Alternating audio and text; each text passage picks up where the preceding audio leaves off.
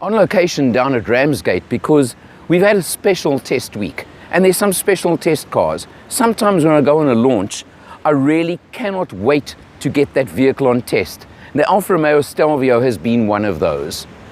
2-litre turbo engine, 206 kilowatts, 400 Newton meters of torque out of this engine. It's a stunner, isn't it? And let me tell you, I've been waiting for this car.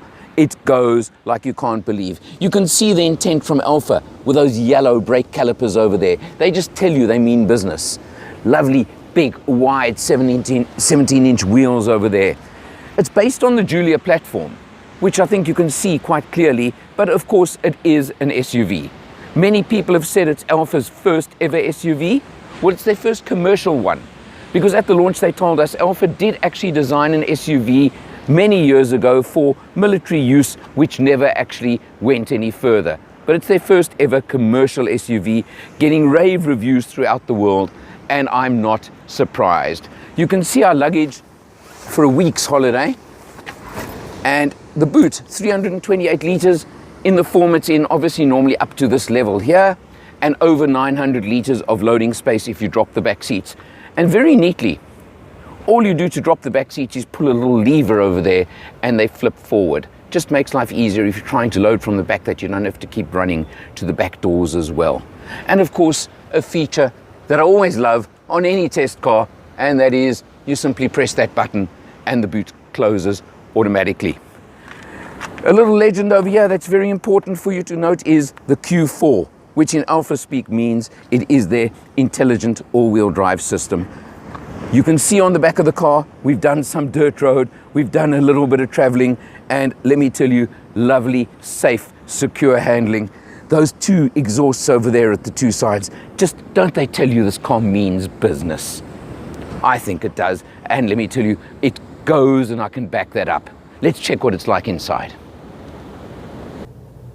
Inside the Alfa Stelvio, it's very, very reminiscent of the Giulia, of course, the sedan, the platform it's based on. And the interior is very much the same, very similar, stylish, comfortable. I just love the format of the screen where there's no frame to it, there's no anything else to it. It just looks really interesting, really good. You can see it. You press a little button, you can go down to navigation, for example, over there, and it comes up to navigation. You want my little complaint over here? I find if you want to set a destination, it is on one of these systems, and I do find them a touch clumsy, but that's just me, not serious, and it just is something you live with, not a problem at all. You look at the center instrumentation, and I'll tell you a few features and facts over here. As I said, we've done the extended trip in this vehicle. We've done 1,595 kilometers, averaging 8.4 liters per 100 kilometers. We drove from Johannesburg down to the south coast of Natal, and we did that trip on 7.4 without over trying or trying that hard.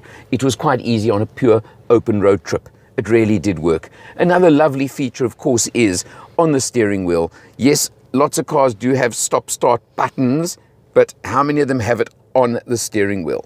Just a lovely feature as far as I'm concerned. This car has absolutely everything. It is a luxury car. It has, of course, your dual zone air conditioning over there, which works extremely effectively. It has your 8-speed automatic gearbox. 8-speed, that's right, with the pistol grip type of shift over there. I've shown you the controller for the navigation, for the infotainment system. And over here, of course, is another little Alfa Romeo special. The A for, I think, mainly European all-weather conditions.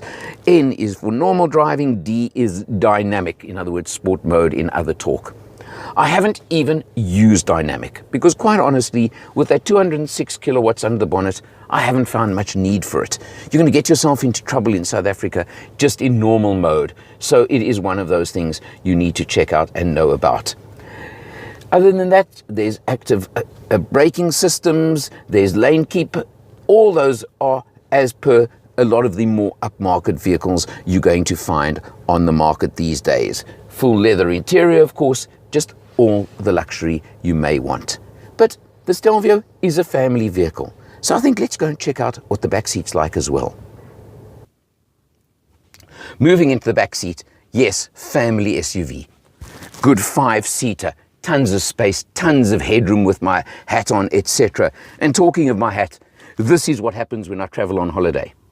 When we go away for a week, I have to have not my hat, but my hats with me. So of course they get pride of place in the rear seats. Maybe I should even put seat belts on them, I'm not quite sure. But joking aside, you can see there is so much room in the back seat of the Stelvio.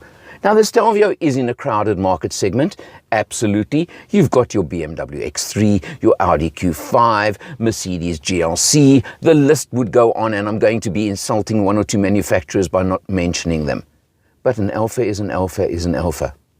And it is special. And somehow Alfa have imbued the Stelvio with some of the handling quality of their cars that you wouldn't expect from an SUV. And it amazes you at times. It really is amazing on the road. The steering is almost too reactive when you first get into it, and it takes you a few minutes to get used to it. But it's lovely once you are used to it.